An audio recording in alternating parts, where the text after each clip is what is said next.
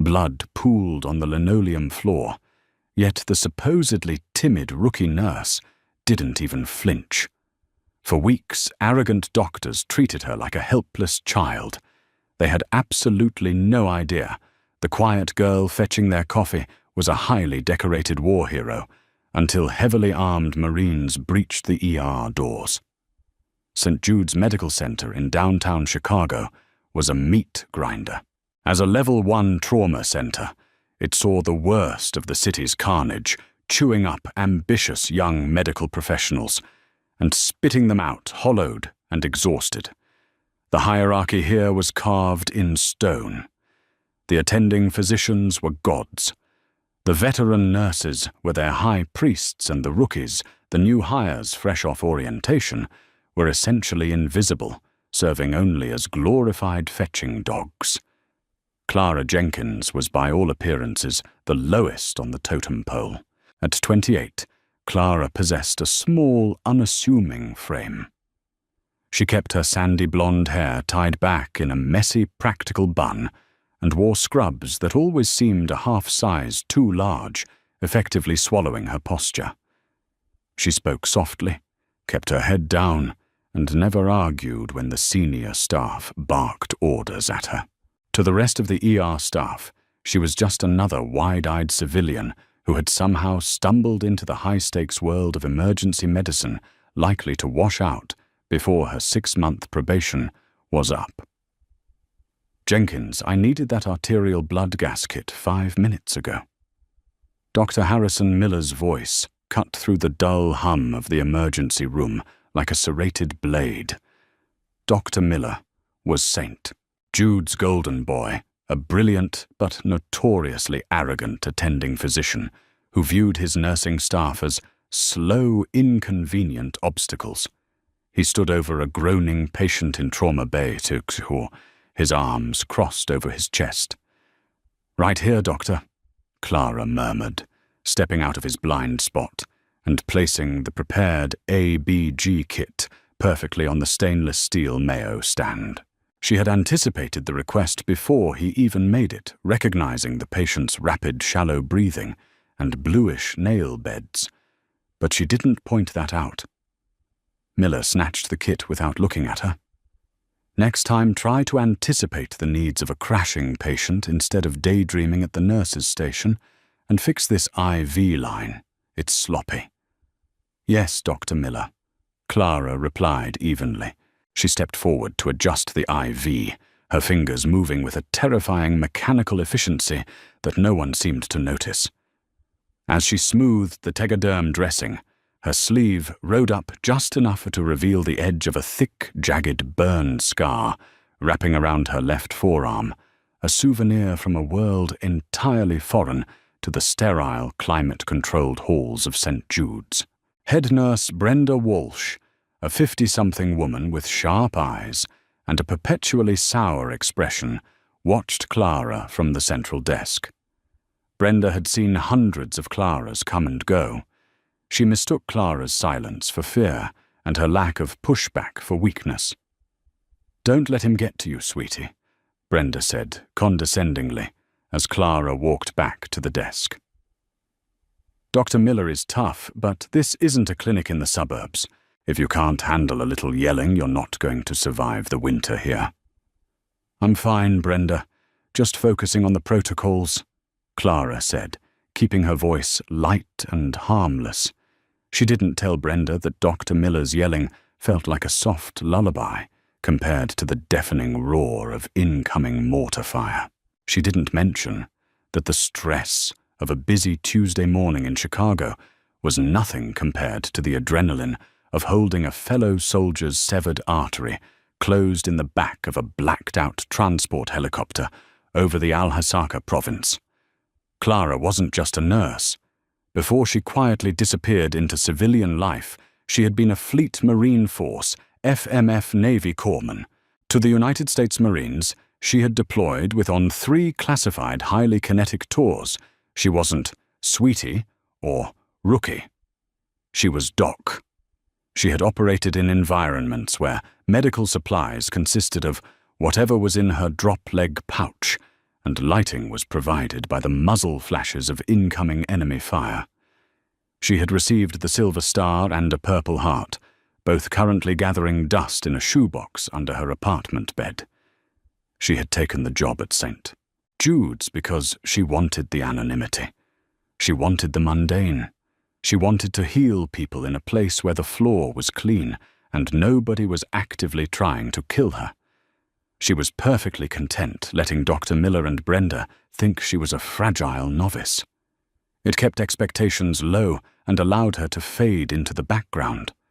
But the universe, it seemed, had other plans. Clara's quiet disguise was about to be violently torn away, and St. Jude's was about to learn exactly what kind of monster they had been treating like a mouse. At 2:14 p.m., the red trauma phone at the Central Nurses Station began to flash and ring. It was a harsh, jarring sound that immediately sucked the oxygen out of the room. Brenda snatched the receiver, her face draining of color as she listened to the dispatcher. "Mass casualty incident," she announced, slamming the phone down. Her voice echoed off the linoleum. "Pile-up on Interstate 95. A semi-truck carrying industrial rebar crossed the median. We have multiple criticals en route.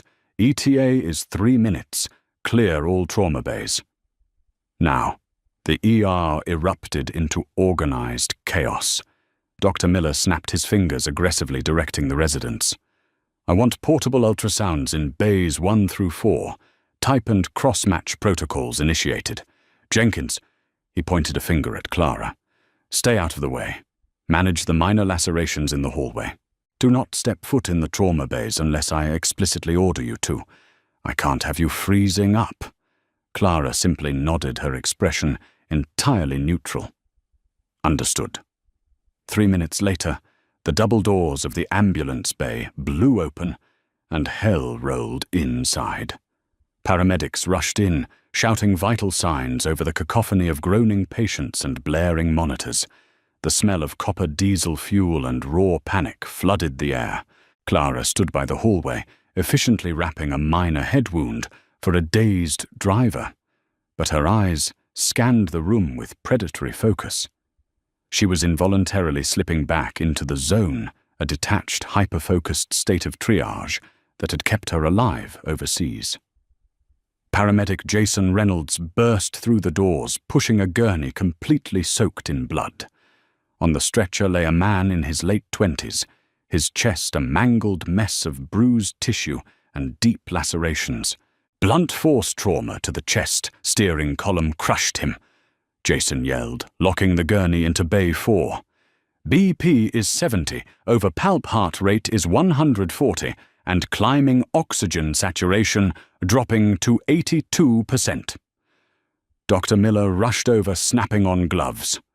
"All right, let's get him on the monitor. Let's get 2 large-bore IVs going. Push a liter of saline." Miller looked down at the patient, suddenly overwhelmed by the sheer volume of blood and the rapid decline of the vitals. The patient was gasping, his lips turning a terrifying shade of blue. "Sats are down to 78%. Brenda called out, her voice tight with panic. "Doctor, he's crashing." "I know he's crashing," Miller shouted, his composure fracturing. "Prepare for intubation. Get me a MAC 4-blade and a 7.5 tube." From her spot in the hallway, Clara's eyes locked onto the patient's neck. She saw it clearly. The man's trachea was visibly deviating to the left, and the right side of his chest was completely silent, not moving with his frantic attempts to breathe. Furthermore, a glimpse of the man's shredded t-shirt revealed a distinct faded tattoo on his shoulder, an eagle globe and anchor. A Marine. "It's a tension pneumothorax," Clara said. Her voice wasn't loud, but it cut through the screaming room with an icy, authoritative clarity that made Brenda flinch. "Doctor," Miller ignored her, struggling to position the laryngoscope to intubate. "I can't see the cords. There's too much blood in the airway. Suction." "Dr. Miller." Clara took 2 steps into the trauma bay. The timid, hunched posture was gone. Her shoulders were squared, her eyes dark and calculating. He has a tension pneumothorax. His right lung has collapsed, and trapped air is crushing his heart. If you intubate him and push positive pressure, you will kill him. Miller glared at her, his face flushed. I told you to stay out of here, Jenkins. I am the attending. Get me the tube. The monitor began to scream a continuous high-pitched tone. The patient was flatlining, pulseless electrical activity. He's coding, Brenda shrieked. Miller froze.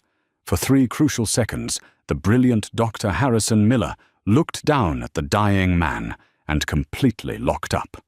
The chaos of the room, the blood, the blaring alarm, it broke his rhythm. Clara didn't hesitate. She shoved past Dr. Miller with enough force to knock the attending physician back against the supply cart. Hey, what the hell are you doing? Miller yelled. Saving his life. Back off. Clara growled, her voice dropping an octave, carrying the unmistakable command of a combat veteran. She didn't wait for permission. Clara grabbed a betadine swab, slapping it over the patient's second intercostal space on the right side of his chest. In one fluid, lightning-fast motion, she snatched a massive 14-gauge angiocath needle from the trauma cart. Without a second thought, she drove the needle straight into the patient's chest wall. There was a loud, distinct hiss as trapped, pressurized air rushed out of the needle hub. Instantly, the patient's chest fell. Within 5 seconds, the blaring flatline on the monitor broke into a jagged but steady sinus tachycardia rhythm. The blood pressure began to climb. The color slowly started returning to the man's face. The trauma bay fell dead silent. Even the other nurses stopped and stared. Clara calmly secured the needle with tape, her hands perfectly steady, completely devoid of adrenaline shakes. She looked up at Dr. Miller, who was staring at her with his mouth half open, absolutely speechless. Heart rate is stabilizing. Clara reported, her voice returning to its normal, quiet volume, though the steel in her eyes remained. He needs a chest tube placed immediately, Doctor. I can prep the sterile tray, if you're ready. Brenda stared at Clara as if she were looking at a ghost. The speed, the aggression, the flawless execution of a highly advanced emergency procedure, it was impossible. Rookies didn't do that. Rookies didn't physically shove attending doctors. Before Miller could find his voice to scream at her, a loud commotion erupted in the waiting room just outside the ER doors. You can't go back there, the muffled voice of the hospital security guard yelled. Watch me, a deep, gravelly voice fired back. The heavy automatic doors to the ER were violently forced open, ripped off their motorized tracks. The staff froze. 4 men stepped into the harsh, fluorescent light of St. Jude's. They weren't police officers. They were massive, battle-hardened men wearing a mix of tactical gear and Marine Corps dress uniforms. At the front stood a heavily decorated sergeant major, his face a map of scars, a K-bar knife strapped visibly to his vest, completely ignoring civilian hospital protocols. Behind him, armed Marines secured the hallway effectively, locking down the civilian ER in a matter of seconds. The sergeant major's eyes swept the room, ignoring the terrified doctors and the blood on the floor. His gaze bypassed Doctor. Miller bypassed Brenda and locked directly onto the small sandy-blonde nurse standing over the trauma bed. The massive Marine stopped in his tracks, his posture snapping rigidly straight. He ignored the blood, ignored the chaos, and threw up a razor-sharp salute. "Doc Jenkins!" The sergeant major boomed, his voice echoing through the silent ER. "We got your signal. The cavalry is here." The silence in the St. Jude's emergency room was absolute, heavy enough to suffocate. Doctor Harrison Miller stood frozen, a bloodied laryngoscope dangling uselessly from his hand. Brenda Walsh, the veteran head nurse, gripped the edge of the central station desk so tightly her knuckles were stark white. Clara Jenkins, the supposedly timid rookie who couldn't handle a suburban clinic, didn't look surprised. She looked exhausted. She wiped a streak of corporal's blood from her cheek and returned the Sergeant Major's salute with a crisp, fluid nod. "Sergeant Major Callahan," Clara said, her voice entirely devoid of its usual submissive tremor. "You're out of uniform, and you're tracking mud onto my sterile floor." Sergeant Major Thomas Callahan, a man who looked like he chewed gravel for breakfast and had the chest ribbons to prove it, let out a booming, entirely out-of-place laugh. He dropped the salute and stepped fully into the trauma bay, his heavy combat boots crunching against the dropped medical supplies. "Sorry, Doc. Traffic on the I-95 was a killer," Callahan rumbled. He looked down at the pale, unconscious man on the table, the Marine whose life Clara had just saved with a 14-gauge needle. "I see Corporal Liam Kelly found you. He always was a magnet for shrapnel and bad luck." "Excuse me." Dr. Miller finally found his voice, his face flushing a dangerous apoplectic purple. He stepped forward, trying to puff out his chest to match the towering Marine. "Who do you think you are? You cannot bring armed personnel into a civilian trauma center. This is a secure medical facility, and this woman," he pointed a shaking finger at Clara, "is an insubordinate probationary nurse who is about to be fired and brought up on medical malpractice charges for assaulting an attending physician." Callahan slowly turned his massive head to look at Dr. Miller. The amusement instantly vanished from the Marine's eyes, replaced by a cold, predatory stare that made Miller involuntarily take a half-step backward. "Doctor," Callahan said, his voice dropping to a dangerous whisper, "the man bleeding on your table is Corporal Liam Kelly, United States Marine Corps, Forces Special Operations Command. And the woman you just threatened to fire is Chief Petty Officer Clara Jenkins, Fleet Marine Force Combat Medic, Silver Star, Purple Heart. She kept my entire platoon alive through a 3-day siege in the Helmand province with nothing but combat gauze and duct tape. If she pushed you out of the way, it's because you were moving too slow and killing my Marine." Brenda gasped aloud, her hand flying to her mouth. She stared at Clara's baggy scrubs, suddenly realizing they weren't worn to hide bad posture. They were worn to hide the heavily muscled, scarred physique of a Tier 1 combat medic. "Doctor," Miller opened his mouth, stammering, She's a rookie. She fetches coffee." "She fetches coffee because she wanted peace and quiet, you arrogant fool," Callahan snapped. He turned his attention back to Clara. "Doc, what's his status?" "Tension pneumo-relieved, but he needs a chest tube thoracostomy right now." Clara barked, fully stepping into her authority. She didn't look at Miller. She looked at Brenda. "Brenda, I need a 36 French chest tube, a pleur-evac system, and a local anesthetic. Move."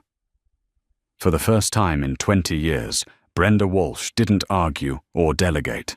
She practically sprinted to the supply room. "I am the attending," Miller protested weakly, though the fight had clearly drained out of him. "Then attend," Clara said coldly. "Stand on the left side and monitor his vitals. Push another unit of O-negative blood. Sergeant Major, you said you got a signal. What signal Liam shouldn't be in Chicago?" Callahan's face hardened. He gestured to the 2 armed Marines standing guard at the shattered ER doors. "That's the problem, Doc. Corporal Kelly wasn't just in a pile-up. He's been working a joint task force operation with the DEA, tracking a cartel-backed fentanyl ring operating out of the shipping yards. That semi-truck didn't accidentally cross the median. It was a targeted hit. They rammed his vehicle to silence him." Clara's hands stopped for a fraction of a second as she snapped sterile gloves over her wrists. The implications hit her like a physical blow.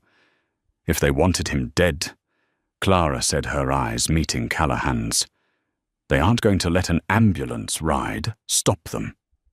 "Exactly," Callahan said, drawing his sidearm with a terrifyingly smooth motion. We tracked his emergency transponder the second his heart rate spiked. My men are securing the perimeter, but local PD is spread thin with the decoy crash on the highway.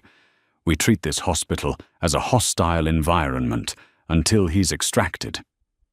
Dr. Miller looked wildly between the gun and the blood on the floor. Hostile environment. This is a hospital. You're insane, I'm calling hospital administration. Before Miller could reach for the wall phone, the lights in the emergency room violently flickered, buzzed aggressively, and died. The ER plunged into darkness, save for the eerie shifting red glow of the emergency backup generators and the flashing lights of the vital monitors.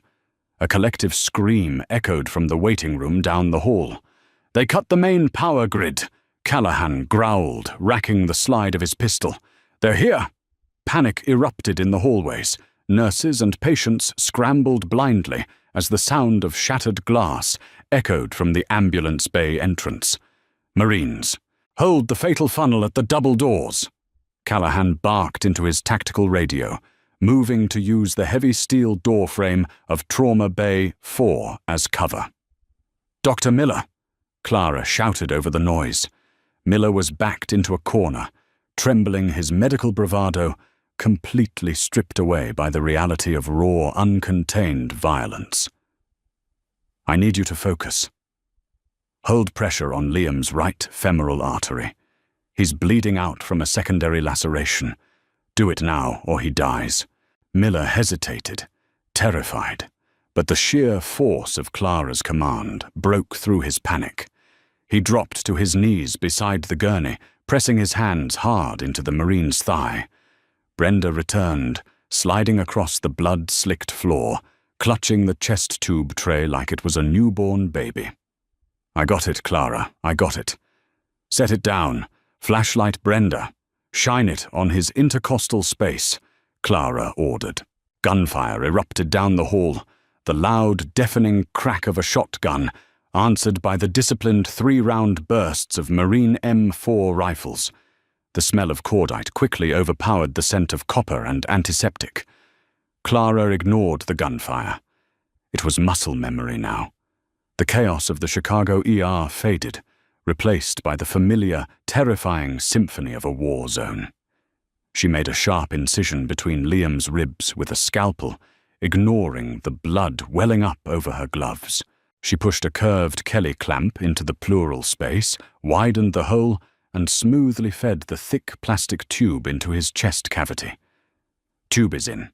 Brenda, connect the pleurovac," Clara instructed, securing the tube with a heavy silk suture. Suddenly, a figure dressed in a paramedic's uniform stumbled into Trauma Bay 4. He was clutching his shoulder, panting heavily. "Help!" The man gasped, looking at Clara. "They're shooting everyone out there. I need a doctor." "Doctor?" Miller looked up, relief washing over his face. "Oh, thank God. Help us barricade the door." "Stop!" Clara yelled, stepping between the gurney and the newcomer, her eyes trained to catch micro-expressions and tactical anomalies swept the man in milliseconds. His paramedic uniform was pristine, completely devoid of the blood and grime of a mass casualty event. The radio on his shoulder was turned off, and most damning of all, despite claiming a shoulder injury, his right hand was perfectly steady, creeping toward the small of his back. "Doc, get down!" Callahan yelled from the hallway, engaging another target. He couldn't see into the bay. The fake paramedic pulled a suppressed 9mm pistol from his waistband, raising it toward the unconscious Liam Kelly. Clara didn't scream. She didn't dive for cover. With blinding speed, she grabbed a glass bottle of propofol from the anesthesia cart and hurled it directly at the man's face. The heavy vial smashed against his forehead, shattering in a spray of white liquid and glass. The man grunted, staggering backward and firing a wild shot that shattered the overhead surgical light. Before he could correct his aim, Clara vaulted over the Mayo stand. She tackled him with the precise, brutal efficiency of close-quarters combat training. They crashed into the medical cabinets, syringes and bandages raining down on them. The hitman tried to bring the gun around, but Clara pinned his wrist with her knee, applying bone-breaking pressure. With her free hand, she grabbed a preloaded syringe of succinylcholine, a powerful paralytic used for intubation, that Brenda had dropped on the floor. "Night-night," Clara hissed, and drove the needle straight into the man's neck, depressing the plunger. The hitman thrashed violently for exactly 5 seconds before his eyes widened in terror. The paralytic flooded his system, shutting down his voluntary muscles instantly. His grip on the gun went slack. He collapsed to the floor, fully conscious, but completely unable to move. Clara stood up, breathing heavily, kicking the suppressed weapon across the floor. She smoothed down her oversized scrubs, adjusted her messy bun, and calmly walked back to the trauma bed. "Brenda," Clara said, her voice perfectly even. "Hook him up to a portable ventilator. We need to bag him before he suffocates." Brenda, completely paralyzed by shock, simply nodded and moved to help the paralyzed assassin. Outside, the gunfire ceased. The heavy silence returned, broken only by the steady beep, beep, beep of Corporal Kelly's stabilizing heart rate. Callahan stepped back into the room, his rifle lowered. He looked at the paralyzed hitman on the floor, then at the broken glass, and finally at Clara, who was casually checking Liam's pupils with a penlight. "You always were a show-off, Jenkins." Callahan smirked, holstering his weapon. "Perimeter is secure.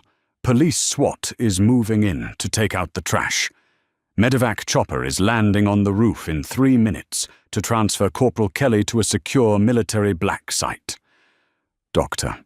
Miller slowly stood up from the floor, his hand still covered in Liam's blood.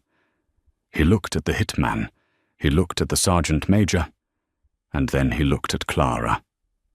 The arrogant glow of the golden boy, attending physician, was entirely gone, replaced by a profound, humbling awe. "Jenkins," Miller croaked, his voice cracking. I don't know what to say. I almost killed him. You saved us." Clara picked up a rag and wiped the blood from her hands. She didn't gloat. She didn't demand an apology for the weeks of verbal abuse. She simply looked at him with the quiet dignity of a woman who knew exactly what she was worth. "Protocol, Dr. Miller," Clara said softly. "You treat the patient in front of you, not the ego." 20 minutes later, the ER was swarming with federal agents and police. Corporal Liam Kelly had been safely airlifted out his life, secured by the very nurse everyone had ignored. St. Jude's was in a state of absolute shock. Whispers spread like wildfire through the hospital corridors about the mousy rookie who had taken down an armed cartel hitman with a syringe and saved a Special Forces Marine. Brenda Walsh found Clara in the locker room, quietly packing her small duffel bag. "You're leaving?" Brenda asked, her voice uncharacteristically gentle. "My cover is blown, Brenda." Clara smiled faintly. "Cartels have a long memory. I can't put this hospital in danger again. It's time for me to move on." "Where will you go?" Clara slung the bag over her shoulder. "Wherever they need a good cup of coffee, fetched, and maybe a chest tube." She walked out of St. Jude's Medical Center, the same way she had arrived, quietly, without fanfare. But as she pushed through the front doors, the remaining Marines securing the lobby snapped to attention, saluting the vanishing hero. No one at St. Jude's would ever look at a rookie nurse the same way again. They had learned the hard way that sometimes the quietest people in the room are the ones carrying the loudest thunder. If this incredible story of hidden heroism, relentless courage, and a rookie nurse putting an arrogant doctor in his place left you on the edge of your seat, hit that like button, share this video with someone who loves a jaw-dropping plot twist, and don't forget to subscribe to our channel for more thrilling real-life drama stories. What would you do in Clara's shoes? Let us know in the comments below.